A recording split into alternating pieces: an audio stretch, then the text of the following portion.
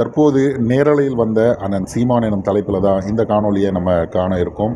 யாரும் எதிர்பாராத ஒரு நிகழ்வு தான். அண்ணன் சீமான் அவர்கள் சில காலங்களாக வெளியே வர மாட்டார் அப்படின்னு கேலி கிண்டல் பண்ணவர்களுக்கெல்லாம் ஒரு பதிலாகத்தான் இருக்கிறது. இன்னும் சொல்லப்போனால் அண்ணன் சீமான் அவர்கள் தான் உண்மையிலே முதல்வராக செயல்பட்டு வருகிறார். இது கேட்கும்போது மாற்றுக் கட்சியினருக்கு சில மன வருத்தங்கள் இருக்கலாம். அவர்களுக்கு தெளிவுபடுத்த ஒரு விடயத்தை நான் சொல்கிறேன். முதல்வர் அப்படின்னா என்ன, குறிப்பாக மக்களுடைய முதல்வர் அப்படின்னு அவர் ஆகிறார்னா மக்களுக்கான எந்த பிரச்சனையாக இருந்தாலும் முதல் ஆளாக களத்தில் வந்து நிற்கிறவன் தான் முதல்வர்.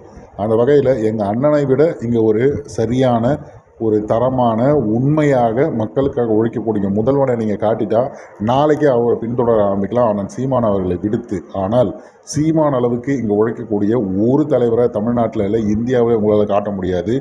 எந்த வயதில் இருந்தாலும் கூட அவர் சிறு நேரம் கூட ஓய்வு எடுக்காமல் கடைசி தேர்தலில் எந்த அளவுக்கு உழைத்தார்கள் எல்லாம் பார்த்துருக்கீங்க.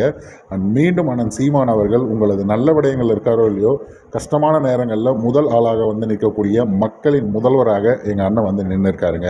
நிகழ்வு என்ன அப்படின்னா, நடிகர் ஜீவா அவர்களுடைய தந்தை மிகப்பெரிய தயாரிப்பாளர், கிட்டத்தட்ட 99 திரைப்படங்களை இயக்கிய நபர். 100வது படம் வந்து அவருடைய ஆசைப்படி விஜய் அவர்களை வைத்து நடிக்க வேண்டும் அப்படிங்கிறதுலாம் அவருடைய எதிர்பார்ப்பாக இருந்தது.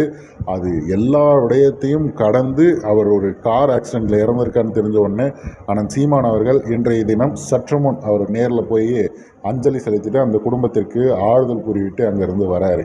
இந்த நிகழ்வு அப்படிங்கிறது மிக முக்கியமான ஒரு விடயமாக பார்க்கப்படுகிறது. நாம் தமிழர் கட்சி வெற்றியை கண்டு மிகப்பெரிய அளவுக்கு களிப்பில் கொண்டாட்டமும் அடையாது. அதே நேரம் தோல்வி என்றால் உடனே தூண்டு படுத்துவிட்டு எங்குமே செல்லாமல் இருப்பது அப்படிலாம் கிடையாது. நாங்கள் ஏற்கனவே மே 18க்கான வேலையை ஆரம்பிச்சிட்டோம். சென்னையில் நடக்க போது இன்னும் எந்த இடம் அப்படிங்கிறது தான் குறிப்பிடலை. அதற்கான முன்னேற்பாடுகளை செய்கிறதுல ரொம்ப பிஸியாக இருந்துகிட்டு இருக்கோம். தேர்தலுங்கிறது நாங்கள் அந்த வாக்கு சேகரிக்கிற இடத்தோடு முடிஞ்சிருச்சு. அதன் பிறகு வெற்றியும் தோல்வியும் மக்களுக்கானது.